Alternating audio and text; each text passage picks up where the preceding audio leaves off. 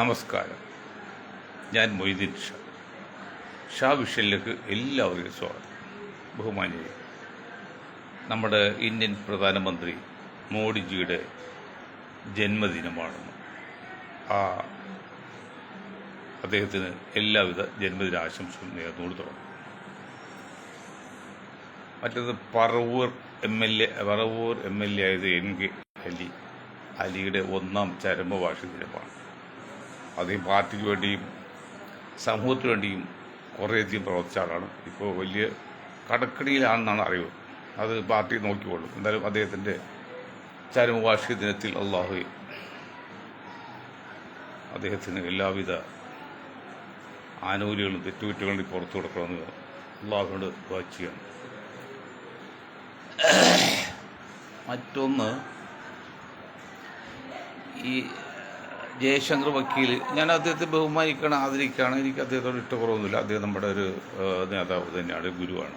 പക്ഷെ അദ്ദേഹം എന്ന് പറഞ്ഞൊരു കാര്യമുണ്ട്. ഈ വഖഫ് നിയമ ഭേദഗതിയിൽ പലതും പറഞ്ഞ കൂട്ടത്തിൽ ചില വിവാഹം കഴിക്കാൻ വേണ്ടി ജാതി മാറും. അത് ശരിയല്ല എന്നുള്ള കാര്യത്തിൽ അദ്ദേഹത്തോടൊപ്പം ഞങ്ങളും കൂടെ നിൽക്കണം. വിവാഹം കഴിക്കാൻ വേണ്ടി ജാതി മാറുന്നത് നല്ല ഉദ്ദേശമാണ്. പക്ഷെ അദ്ദേഹം പറഞ്ഞൊരു അപാകത ഇതാണ്: ഒരു ഹിന്ദു ക്രിസ്ത്യാനിയോ മറ്റു വിവാഹം കഴിക്കാൻ വേണ്ടി മുസ്ലിമാവും. അപ്പോൾ ആ വിവാഹം കിട്ടും, പഴയ വിവാഹം നിലനിൽക്കുന്ന. അങ്ങനെ ഇല്ല വക്കീൽ സാറേ. ഒരു ഹിന്ദു ഒരു ക്രിസ്ത്യാനിയോ മുസ്ലിമായാൽ അതുകൊണ്ട് അവൻ്റെ ആദ്യത്തെ ഭാര്യ അസാധുവാകും. ഭാര്യാബന്ധം, ഭർത്തൃബന്ധം ഓട്ടോമാറ്റിക്കലി ക്യാൻസലാവും, നിലനിൽക്കില്ല. അതുകൊണ്ട് അങ്ങനെയുള്ള തെറ്റിദ്ധാരണയൊക്കെ പറയും സമൂഹത്തെ വെറുതെ ബുദ്ധിമുട്ടിപ്പിക്കില്ലേ. അല്ലാതെ തന്നെ സമൂഹത്തിൽ ഒരുപാട് പ്രതിസന്ധിയുണ്ട്, ഘട്ടങ്ങളാണ്. ഞാൻ അദ്ദേഹത്തെ എല്ലാവിധ ബഹുമാനത്തോടും പറയാണ്. അദ്ദേഹമൊക്കെ നാട്ടിൽ കുറേ കാലം ജീവിച്ചിരിക്കുന്നത് നല്ലതാണ്. കാര്യങ്ങൾ ഉയരമുള്ള ആളെയാണല്ലോ, അതുകൊണ്ട് പറയാണ്. കുറ്റപ്പെടുത്തല്ല, ഒന്ന് സൂചിപ്പിച്ച് മാത്രമാണ്. മറ്റൊന്ന്, എന്നോട് പിണക്കം വിചാരിക്കരുത്. കാന്തപുരത്തിൻ്റെ കേരള യാത്ര അത് നവംബർ 17 മുതൽ ഡിസംബർ 17 വരെ ആദ്യം നിശ്ചയിച്ചത്. അത് മാറ്റിയപ്പോൾ ഡിസംബർ 1 മുതൽ ജനുവരി 1 മുതൽ 17 വരെ ആക്കി. അത് ഒരു മാസം 2 ആഴ്ച ചുരുക്കി. അതൊന്നും കുഴപ്പമില്ല. അപ്പം ഞങ്ങൾക്ക് പറയാനുള്ള ഒരു ചെറിയ സംശയം, കാന്തപുരം ആ യാത്ര നടത്തുമ്പോൾ കോടികൾ ചിലവുണ്ട്, നല്ല പ്രചരണമാണ്, എല്ലാം ശരിയാണ്. അപ്പോഴും ഈ കാന്തപുരത്തിൻ്റെ കേരള യാത്ര, ഞാൻ കഴിഞ്ഞ 2 വർഷം മുമ്പ് പോയ യാത്ര പറഞ്ഞപ്പോൾ ഞാൻ ഇത് സൂചിപ്പിച്ചാണ്. കാന്തപുരത്തിന് ദേശീയ കേരള യാത്ര എന്ന് പറഞ്ഞാൽ അതിൽ സമുദായത്തിൻ്റെ പേരൊന്നും വരുന്നില്ല. കാന്തപുരം പ്ലേസ് ഓഫ് നെയിം, ഒരു സ്ഥലത്തിൻ്റെ പേരാണ്. അപ്പം ഞാൻ മാതാബന്ധാനമായി ഒരു യാത്ര ചെയ്യുമ്പോൾ അത് അവർ ജന്മനാട് എന്ന കൊല്ലം ജില്ലയിലെ ഇതാണല്ലോ ഒരു സ്ഥലത്ത് പേര്. അതല്ല, ആ സ്ഥലത്തിൻ്റെ പേര് വെച്ചിട്ട് ആ സ്ഥലത്തിൻ്റെ കേരള യാത്ര എന്ന് പറഞ്ഞാൽ എങ്ങനെയിരിക്കും? കാന്തപുരം നിങ്ങൾ അത് പരിഷ്കരിച്ച് വരിച്ചപ്പോൾ മുസ്ലിം പേരാക്കിയോ കാന്തപുരം? എൻ്റെ ഓർമ്മ അതൊരു സ്ഥലത്തിൻ്റെ പേരാണ് കാന്തപുരം. അപ്പോൾ അതുകൊണ്ട് ഇത്രയും കോടി മുടക്കുമ്പോൾ ഒരു സാമാന്യം ജാതിയുടെ ഏതെങ്കിലും ഒരു സൂചന കിട്ടുക നല്ലതല്ലേ? അതേ സ്ഥാനത്ത് ഇതാണ് മുസ്ലിം സമുദായത്തിലെ ഈ 2 വിഭാഗക്കാരെ മണ്ടത്തരവും ബുദ്ധിമോശമുണ്ട്. അതേ സ്ഥാനത്ത് മുസ്ലിം എന്ന വാക്ക് ഉപയോഗിക്കാൻ പാടില്ലാത്തൊരു സ്ഥാനമാണ് മുസ്ലിം ലീഗ് എന്ന പാർട്ടി, രാഷ്ട്രീയ പാർട്ടി. അവരുടെ മുസ്ലിം തന്നെ ഉപയോഗിക്കുള്ളൂ. കേരളത്തിലേക്ക് വടക്കേ ഡൽഹിയിൽ ഉപയോഗിക്കാമല്ലോ, നിങ്ങൾ കണ്ടാണല്ലോ. ഇവർക്ക് എന്നാണൊരു ബോധോദയം ഉണ്ടായി കാര്യകാര്യം മനസ്സിലാകുന്നത്? ആരെയാണ് നിങ്ങൾ പേടിക്കുന്നത്? കാന്തപുരം സഖാക്കൾ പേടിക്കണോ? അത് സംഘപരിവാർ പേടിക്കണോ? മുസ്ലിം നാമധാരിയെ മുസ്ലിം പറഞ്ഞാൽ മോശമെന്ന് അതൊന്നുമില്ല. ഒരു സാംസ്കാരിക സംഘടനയ്ക്ക് മുസ്ലിം എന്ന നാമം എത്രോട്ട് ഉപയോഗിച്ചാൽ അത് തെറ്റില്ല, അത് അസ്ഥാനത്തുമില്ല. പക്ഷെ ഒരു രാഷ്ട്രീയ പാർട്ടി, അത് ഭൗതികമായിട്ടില്ല, ഒരു രാഷ്ട്രീയ പാർട്ടി മുസ്ലിം എന്ന ജാതി പേര് ഉപയോഗിക്കുന്നത് ഗുണമല്ല. ഇത് രണ്ടും പരസ്പരം ബന്ധപ്പെട്ട് മനസ്സിലാക്കാൻ പറ്റാത്തൊരു നേതാക്കളാണെങ്കിൽ ഈ സമുദായം എങ്ങനെ രക്ഷപ്പെടും? ഇപ്പോൾ അറേബ്യൻ കാര്യങ്ങൾ എടുത്തു വയ്ക്കാം. അറേബ്യയിലല്ല, മറ്റേ അറബികളുടെ മീറ്റിങ്ങിൽ ഇത്രയെല്ലാം പറ്റിച്ചു വഞ്ചിച്ചിട്ടും ഖത്തർ എന്ന് പറഞ്ഞ ഒരു രാജ്യം വീണ്ടും സുരക്ഷിതത്വം അമേരിക്ക ഏൽപ്പിക്കാൻ പോകുന്നു. ഇനിയും കോടികൾ അമേരിക്ക കൊടുക്കാണ്. എടോ, നിങ്ങൾക്കൊന്നും മനസ്സിലാകുന്നില്ലേ? കഥ എവിടെ എത്തി? ഇപ്പം മദീനയിൽ ഏതൊരു മിസൈലോ ഏതാണ്ട് കണ്ടു, കുറച്ച് ദിവസമായി ഇങ്ങനെ പറയുക നടക്കുന്നത്. കളിച്ച് കളിച്ച് മക്ക മദീന ആക്രമിക്കാൻ നിങ്ങൾ അവസരം കൊടുക്കരുത്. നിങ്ങൾ എത്രയും പെട്ടെന്ന് അമേരിക്കയായിട്ടുള്ള ബന്ധം വിടിയിക്കണം. നിങ്ങൾ സ്വയം രക്ഷപ്പെടാൻ നോക്കണം. അതിന് പോരാന്നറിയാം, പെട്ടെന്നൊരു സുപ്രഭാതത്തിൽ രക്ഷപ്പെടാൻ ഉണ്ടാക്കാൻ പറ്റില്ല. അപ്പോൾ അതാണ് നമ്മൾ ഇന്ത്യ ഉൾപ്പെടെയുള്ള കിഴക്ക് രാജ്യങ്ങളെ സഹായം ചെയ്യാറുന്നത്. റഷ്യ, ചൈന, ഇന്ത്യ, ഉത്തര കൊറിയ. അപ്പം ഇവരൊക്കെ വളരെ സജീവമാണെന്നേ. എന്നാണോ അറബികളെ നിങ്ങൾക്ക് ഇതൊക്കെ മനസ്സിലാക്കുന്നത്? കളിച്ച് കളിച്ച് എന്താണ് ഇസ്രായേലിൽ കളിച്ച് കളിച്ച് പലസ്തീൻ എന്നൊരു രാജ്യം പോലും പേര് പോലും ഉച്ചരിക്കാൻ പാടില്ല, അവർ മനുഷ്യവാസം പാടില്ല, അതൊരു ആട്ടിപ്പാച്ചൊരിക്കുക. അവർ ജന്മനാടല്ലേ.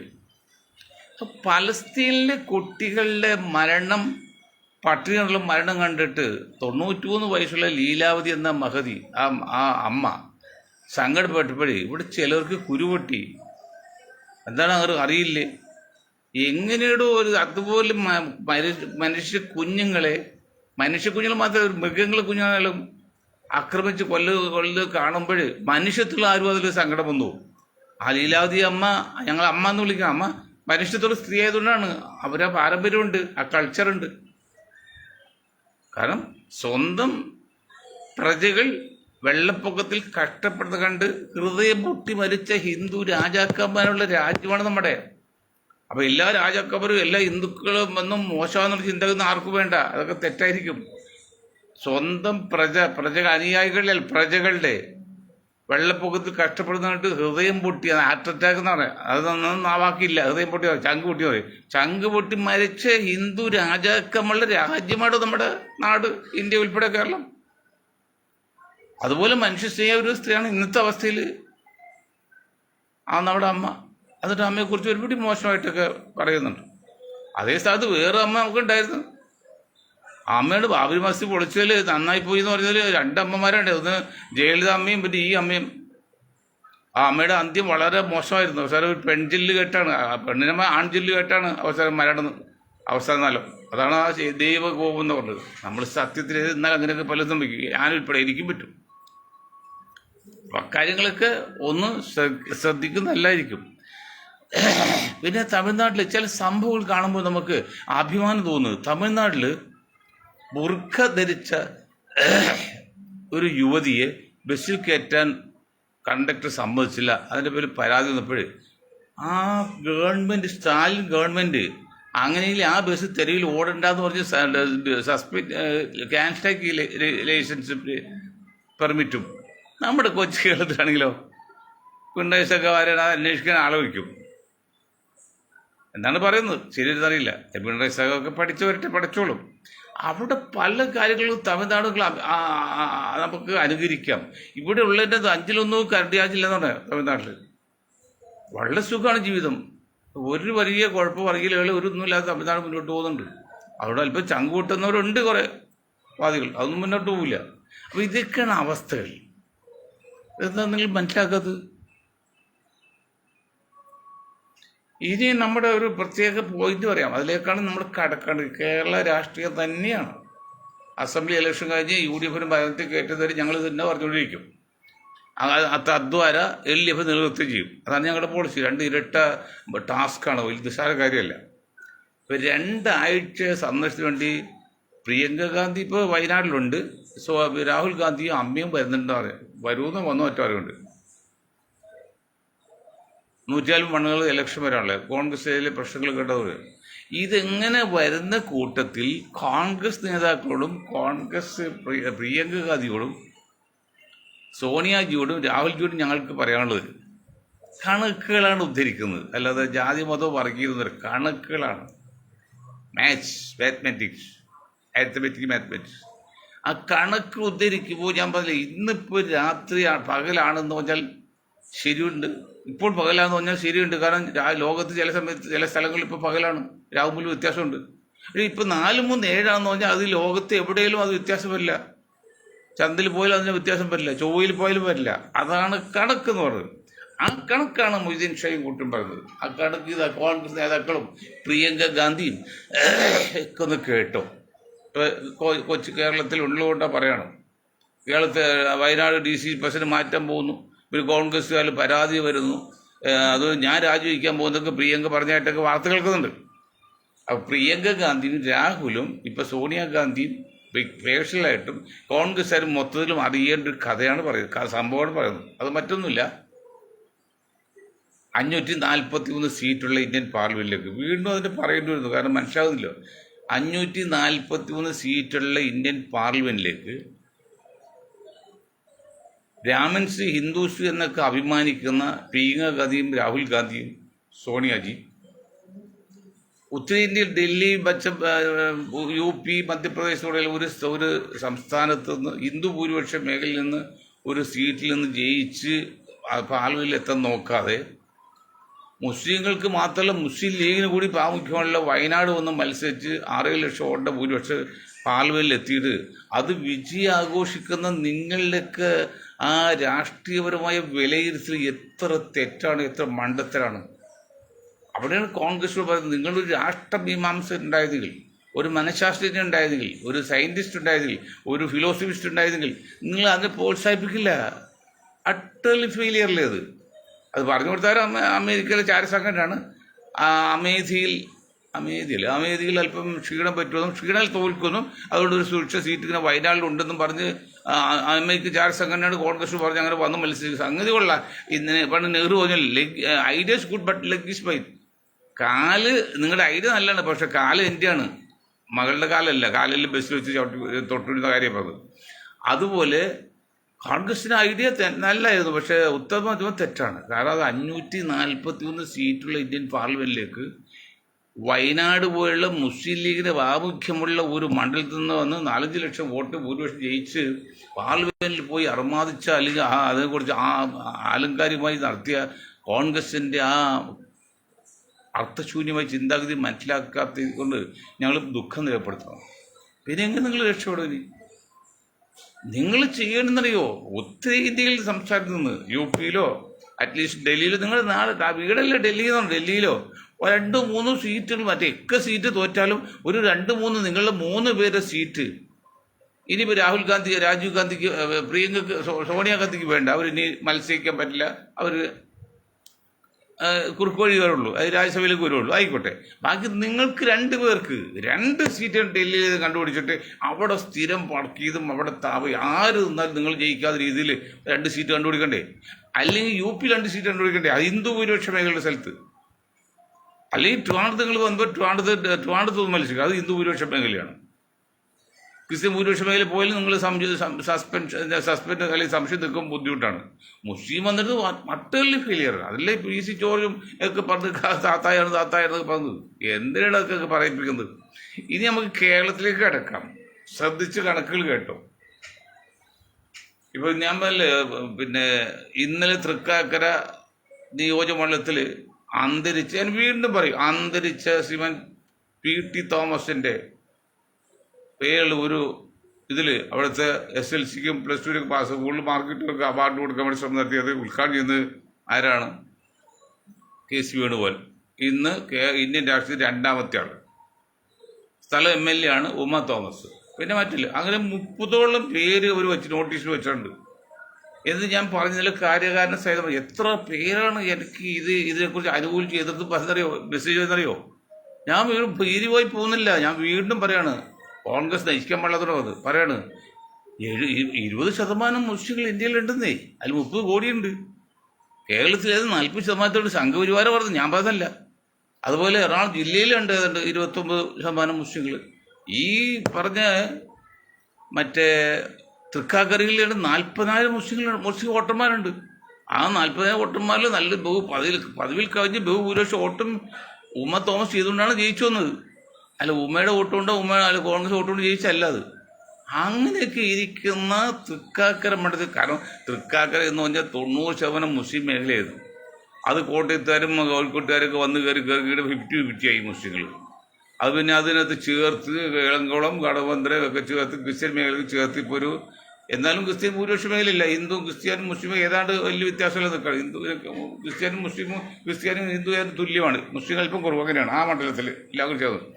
അങ്ങനെ ചെയ്തിട്ട് ഒരു നാമധാരിയെ നിങ്ങൾ ചേർക്കാൻ പറ്റില്ലെങ്കിൽ നിങ്ങൾ എങ്ങനെ രക്ഷപ്പെടും? ഈ നമ്മൾ ഉമ തോമസ് കേൾക്കാൻ വേണ്ടി പറയണം, അല്ലെങ്കിൽ KC വേണുഗോപാൽ കേട്ടാൽ മതി. ഞാൻ കണക്കാണ്ട് പറയാം, കേട്ടോ. അത് ഞാൻ നിർത്താന്നിട്ട് കണക്കിൽ ശ്രദ്ധിച്ച് കേൾക്കണം.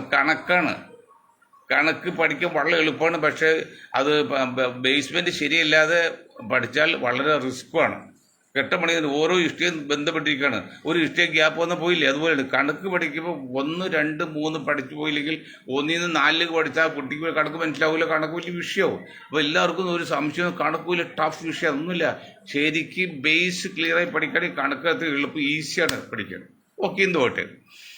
ഞാൻ വീണ്ടും പറയുകയാണ്, ജാതി മാത്രമല്ല ഉപജാതി കൂടി ഉണ്ടെന്ന് പറഞ്ഞല്ലോ. അത് പണ്ട് പ്രേം നസീർ അല്ല നമ്മുടെ സക്കീർ ഹുസൈൻ ഉണ്ട്, ഇന്ത്യയുടെ രാഷ്ട്രപതിയായത്. സക്കീർ ഹുസൈൻ മുസ്ലിം മേഖല നിർത്തിയപ്പോൾ പിന്നെ അന്ന് ആരെന്ത് പറയുന്നറിയോ? സക്കീർ ഹുസൈൻ പറഞ്ഞു വേണ്ട, മുസ്ലിം മേഖല വേണ്ട, ഞാൻ കോൺഗ്രസ്സുകാരനെ ഇതാണ്, ഹിന്ദു മേഖല നിർത്തി ജയിപ്പിച്ചാൽ ജയിച്ച. ഇന്നിപ്പോൾ അവർക്ക് ധൈര്യമില്ല എന്ന് നിർത്താൻ. ഓക്കെ, അതൊക്കെ സംഭവങ്ങൾ പല പ്രാവശ്യം പറയാം. നമുക്ക് ആകെ വോട്ട് നോക്കാം. ആദ്യം 21% വോട്ടാണ് ഈഴവനുള്ളത്. ഇത് വല്ല സംശയമുണ്ടോ കോൺഗ്രസ് നേതാക്കളെ, അല്ലെങ്കിൽ UDF നേതാക്കളെ, ലീഗ് നേതാക്കളെ? 23% ഇന്നത്തെ കണ്ടീഷനിൽ കേരളത്തിലെ ഈഴവ ജനസംഖ്യ. 25 കുറച്ച് പല കാലം കുറഞ്ഞ്. ആ 23%-ൽ കഴിഞ്ഞ ഇലക്ഷൻ വരെ 80% വോട്ട് ചെയ്തിരിക്കുന്നത് LDF-നാണ്. ആർക്കെങ്കിലും സംശയമുണ്ടാവില്ലേ? 80% വരെ കോൺഗ്രസ് ആണ്. ഇന്നിപ്പോൾ പിണറായി സഖാവ് വീണ്ടും മുഖ്യമന്ത്രിയാകുന്ന, അല്ലെങ്കിൽ LDF വീണ്ടും വരുന്നുണ്ടെങ്കിൽ ഒരു 90% വരെ ഈഴവർ വോട്ട് ചെയ്യും. അത് ചില രാഷ്ട്രീയ പശ്ചാത്തലമുണ്ട്, സാമൂഹ്യ പശ്ചാത്തലമുണ്ട്, ചില സാംസ്കാരിക പശ്ചാത്തലം. ആ പശ്ചാത്തലം എന്താണെന്ന് വെച്ചാൽ ഞാൻ പറഞ്ഞുതരാം, നിങ്ങൾ കേട്ടോളൂ. അതായത് മന്നത്ത് പത്മാവൻജി, അദ്ദേഹത്തെ നിങ്ങൾക്ക് ഒരു പരിധി എതിർക്കേണ്ട കാര്യമില്ലല്ലോ. നമുക്കെല്ലാം ചില പോരായി കിട്ടിയെങ്കിലും അദ്ദേഹം കുറച്ച് പരിഷ്കരണവാദിയാണ്. അദ്ദേഹം പറഞ്ഞൊരു ഭാഷയുണ്ട്, അത് ഇതാണ് പറഞ്ഞു, വേറൊന്നുമില്ല. ജനിച്ച ചോനും ഈഴവനാകാം, തീയരാകാം, പിന്നെ ചോനുമാകാം, തീയരാകാം, ഈഴവനുമാകാം. അപ്പോൾ ജനിച്ച ചോൻ എന്ന് അവർ പുള്ളിയാകുന്നു. ചോൻ എന്ന് പറഞ്ഞാൽ ഒന്ന് നമ്പർ 1. മറ്റൊന്ന് പിഴച്ച നായർ. പക്ഷേ ചില വയറ്റിപ്പെടില്ല, എന്തെങ്കിലുമൊക്കെ ബിസിനസ്സോ അല്ലെങ്കിൽ സാമ്പത്തികമായിട്ടൊക്കെ വിഴിഞ്ഞു പോയ ഒരു നായന്മാർ. പിന്നെ നശിച്ച മാപ്പിള. ഈ നശിച്ച മാപ്പിള എന്ന് പറയുമ്പോൾ അതിൽ ക്രിസ്ത്യാനി പെടും, മുസ്ലിം പെടും. ഇവർ 3 വർഗം കമ്മ്യൂണിസ്റ്റാണെന്ന് അന്ന് ഒരു 10-60 വർഷം മുമ്പ് പിന്നെ അദ്ദേഹം പറഞ്ഞിട്ടുണ്ട്. അപ്പോൾ അതുകൊണ്ട് തന്നെ പല കാരണം കൊണ്ടും ഈ ഈഴവ സമുദായത്തിൽ ഭൂരിപക്ഷവും കമ്മ്യൂണിസ്റ്റ് ആണ്. അപ്പോൾ 90% കമ്മ്യൂണിസ്റ്റുകൾ. ഞാൻ ഇത് കേൾക്കുന്ന കോൺഗ്രസ് നേതാക്കൾ നിങ്ങൾ ആ പ്രിയങ്കയുടെയും രാഹുലിൻ്റെയും ചെവിയിലേക്ക് ഒന്ന് എത്തിക്കണം. സോണിയ ചെവിയിൽ എത്തിയിട്ട് കാര്യമില്ല, എത്തിക്കണം. എങ്കിൽ അവരൊക്കെ മനസ്സിലാവുള്ളൂ, പാഠം പഠിക്കുള്ളൂ, ചരിത്രം പഠിക്കുള്ളൂ, കണക്ക് പഠിക്കുള്ളൂ. അപ്പോൾ എന്ന് പറഞ്ഞാൽ 23%-ൻ്റെ 90% നമ്മൾ 20ആണ്. 20%. ബാക്കി 3%. 10%-ൻ്റെ 5%, 1.5, പിന്നെ 5, 1. അപ്പോൾ 1.5, 3% ബാക്കി കിടക്കുന്നു. ആ 1.5 എന്ന് പറയുമ്പോൾ അറിയാമല്ലോ നിങ്ങൾക്ക്, 1.5% വരുന്നത്. 1.5% എന്ന് പറയുന്നത് 100 ഈഴവൻ വന്ന് വോട്ട് ചെയ്താൽ 1.5 വോട്ടാണ് കിട്ടാൻ സാധ്യതയുള്ളൂ. പക്ഷെ അത് പല കാരണങ്ങളും കുറഞ്ഞത് 1 കുറയും. എന്ന് പറഞ്ഞാൽ 100 ഈഴവൻ വന്ന് 2026 അസംബ്ലി മത്സരത്തിൽ വോട്ട് ചെയ്താൽ 100 ഈഴവൻ വോട്ട് ചെയ്യും. ഒരു ഈഴവന് വോട്ടാണ്ടോ UDF നേതാക്കളെ UDF കോൺഗ്രസ് കിട്ടുള്ളൂ? വല്ല സംശയം വ്യക്തമായി കണക്കല്ലേ? ഇത് ശാസ്ത്രീയമല്ലേ? വളരെ ക്ലിയർ കട്ടല്ലേ കണക്ക്? അതിൽ CPI ഒക്കെ ഉണ്ടെങ്കിൽ പോയിട്ടില്ലോ, അവിടെ പോവും. എന്നിട്ട് പിന്നെ അടുത്തത് നായർ സമുദായം. 12% അത് ഇവിടെ 18 എന്നൊക്കെ പറഞ്ഞാൽ ഇല്ലാതെ ഇപ്പോൾ RSൻ്റെ എങ്കിലും അല്ലേ 12%, അത് കുറച്ച് 10, ഇപ്പോൾ 9%. അതിൽ 10 പിടിച്ചോ. 10 പിടിച്ചാൽ അതിൽ 50% വോട്ടും കഴിഞ്ഞ പാർലമെൻറ്റ് ഇലക്ഷൻ വരെ BJP കൊടുത്തിരുന്നത്. നായന്മാരിൽ പകുതി പേര് BJPക്കാണ്. ഇത്തവണ അത് 75%. 2 കാരണമാണ്. ഒന്ന്, BJPയുടെ സംസ്ഥാന പ്രസിഡന്റ് അത് ഈഴവരെ മാറ്റി ഒരു നായരെയാക്കി. പിന്നെ NSSൻ്റെ ആണെങ്കിൽ അടുപ്പം വന്ന്, മറ്റു ചിലവരൊക്കെ BJPക്ക് അനുകൂലം വന്ന്, അങ്ങനെയൊക്കെ വരുമ്പോൾ ഒരു 75% വോട്ടും ഇത്തവണ 26 അസംബ്ലി ഇലക്ഷനിൽ നായരുടെ കിട്ടുന്നത് BJPക്കാണ്. 70 ബാക്കി 25 10-ന് 25 2.5 ബാക്കി പിന്നെ കോൺഗ്രസും കമ്മ്യൂണിസ്റ്റും പോകുന്നത്. ആ പേരിൽ 1.25 കൂട്ടാൻ പണി. 2.7 പകുതി 1.5. അത് ഒരു സീറ്റ്. അതാണ് 100-110 പേര് ചെയ്താലാണ് ഒരു വോട്ട് UDF കിട്ടുന്നത്. അതായത് വെറുതെ ഇരിക്കാൻ പറ്റില്ല. നിങ്ങൾ ചിന്തിക്കണം, 110ഓളം നായർ വന്ന് വോട്ട് ചെയ്യുമ്പോൾ ഒരു വോട്ടാണ് UDF കോൺഗ്രസിന് കിട്ടാൻ സാധ്യതയുള്ളൂ. എന്നിട്ട് അതിൽ 6-7 നായന്മാർ മുഖ്യമന്ത്രി നടക്കുന്നത്. കണ്ണടിച്ച് ഇരുട്ടാക്കി പിന്നെ കളവ് പറഞ്ഞ പഠിപ്പിക്കല്ലേ, കളവ് പറയല്ലേ, വഞ്ചന പറയല്ലേ, സത്യം മറച്ചു വെച്ചുകൊണ്ട്. അപ്പോൾ മനസ്സിലായല്ലോ, രാഹുൽ ഗാന്ധി പ്രിയങ്കയുടെ ചെവിയിലേക്ക് എത്തിയിടോ കോൺഗ്രസ്സുകാരാ, അല്ലെങ്കിൽ വായ് പൊളിച്ച അണ്ടിപോയി അണ്ണാനെ പോലെ ഇലക്ഷൻ തീർന്നു തോറ്റുപോയിട്ടു. അപ്പോൾ ഞങ്ങൾ ഇതൊക്കെ പറയാൻ കാരണം വെച്ചാൽ ഞങ്ങൾ വളരെ വ്യക്തമായിട്ട് കാര്യങ്ങൾ പഠിച്ചപ്പോൾ UDF എങ്ങനെ ജയിപ്പിച്ചെടുക്കാമെന്നുള്ള അസാധ പരിശ്രമത്തിലാണ്. എങ്കിലേ LDF നിലനിൽക്കുള്ളൂ. അല്ലെങ്കിൽ LDF ജയിച്ചു കഴിഞ്ഞാൽ LDF പോവും, UDF പോവും. അത് ഒഴിവാക്കാൻ വേണ്ടി ഞാനല്ല, ഞങ്ങളുടെ ഒരു മുസ്ലിം സമുദായത്തെ കാര്യമാണ് ഇത് ചെയ്യുമ്പോഴാണ് ഈ പോരായ്മ മനസ്സിലാകുന്നത്. പിന്നെ ഉള്ള സമുദായം ക്രിസ്ത്യാനിയാണ്. 18 അത് 16 ഇപ്പോൾ 15%. അതിൽ 5% കൺവെർട്ട് ക്രിസ്ത്യാനി. അത് ആണുമില്ല പെണ്ണുമില്ലാത്തില്ല, ക്രിസ്ത്യാനിയും അല്ല എന്നാൽ ദളിതും അല്ലാത്ത അവസ്ഥ നിൽക്കുകയാണ്. തൃശങ്ക് ചോർത്ത് നിൽക്കുകയാണ്. അങ്ങനെ ഒരു അപകടം മുസ്ലിങ്ങൾക്കില്ല. മുസ്ലിങ്ങൾ ഒരാൾ മുസ്ലിമാക്കി കഴിഞ്ഞാൽ 100 കൊല്ലം മുമ്പുള്ള മുസ്ലിം ഇന്നലെ വന്ന മുസ്ലിം ഒരേ റാങ്കാണ്. അവർക്ക് പള്ളിയിൽ ഈ നേതാവ് നിൽക്കാം, അല്ലെങ്കിൽ എന്തും ഒപ്പം ഇരിക്കാം, ഒരു കുഴപ്പമില്ല. ക്രിസ്ത്യൻ സമുദായങ്ങളിൽ ഇപ്പോഴും കൺവെർട്ട് ക്രിസ്ത്യൻ ക്ലോസ് ചെയ്യാനുണ്ട്. മുസ്ലിങ്ങൾ ചെല്ലുന്നതുപോലെ കൺവെർട്ട് മുസ്ലിം ആക്കാണ്ട് പോയി പണിയോടെ മുസ്ലിങ്ങളെ കൺവെർട്ട് മുസ്ലിം പിന്നെ അല്ലാത്ത മുസ്ലിമില്ല. മുസ്ലിം ഒറ്റയുള്ളൂ. ലാ ഇലാഹ ഇല്ലല്ലാഹ് മുഹമ്മദ് റസൂലുള്ളാഹ് എന്ന് പറഞ്ഞാൽ അതിൽ വിശ്വസിക്കുന്നവരെല്ലാം ഒറ്റ റാങ്ക് വ്യത്യാസമില്ല. അതാണല്ലോ വിവേകാനന്ദ സ്വാമി പറഞ്ഞത്. ഇത്രയും സാഹോദര്യത്തിൻ്റെ മതം വേറൊന്നില്ല എന്ന് അദ്ദേഹമാണ് പറഞ്ഞത്. മൊയ്തീൻ ഷാ പറഞ്ഞല്ല. അതൊക്കെ നിൽക്കട്ടെ. അപ്പോൾ ക്രിസ്ത്യൻ അതിൽ ഒരു 50% കോൺഗ്രസ് കിട്ടും. അപ്പോൾ 10ൻ്റെ 50% 5ആണ്. 5 വോട്ട് 100 ക്രിസ്ത്യാനി വോട്ട് ചെയ്യുമ്പോൾ 5 വോട്ട് UDF കിട്ടും. അത് വലിയ മാറ്റമില്ല, അല്പം കൂടുതലുള്ളൂ. ബാക്കിയുള്ള ആ 5% വോട്ടിൽ ഒരു 3% കമ്മ്യൂണിസ്റ്റ് പാർട്ടിക്കും 2% BJPക്കും അത്രയ്ക്കേ പോവുള്ളൂ. അതാണ് അവസ്ഥ. ഇവിടെ സഭാ സെക്രട്ടറിയുടെ ഭാര്യയെ പിണറായി സഖാവ് മന്ത്രിയാക്കിയതിന് കാരണം ആ സഭയുടെ എന്തെങ്കിലും ആനുകൂല്യം കിട്ടിയിട്ടെന്ന് വെച്ചാൽ അത് ഞാൻ കുറ്റപ്പെടുത്തിയ രാഷ്ട്രീയമാണ്. പക്ഷെ എങ്കിൽ ഒരു കാര്യം പറയാതിരിക്കാൻ പറ്റില്ല. 2011 ഹോസ്പിറ്റൽ എസ്റ്റാബ്ലിഷ്മെൻറ്റ് ആക്ട് എന്നൊരു ആക്ട് പാസ്സാക്കി മൻമോഹൻ സിംഗ് ഗവൺമെൻറ് കാലത്ത്.